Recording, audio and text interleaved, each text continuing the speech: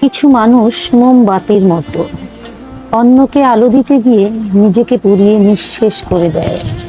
কিন্তু আফসোস, আলো পেয়ে গেলে মানুষ সেই মোমবাতির অংশটুকুকে ডাস্টবিনে ফেলে দিতেও দ্বিধা করে না। তাই অন্যকে আলোকিত করার আগে খেয়াল রাখবেন আপনার নিজের অস্তিত্ব যেন অন্ধকারে হারিয়ে না যায়।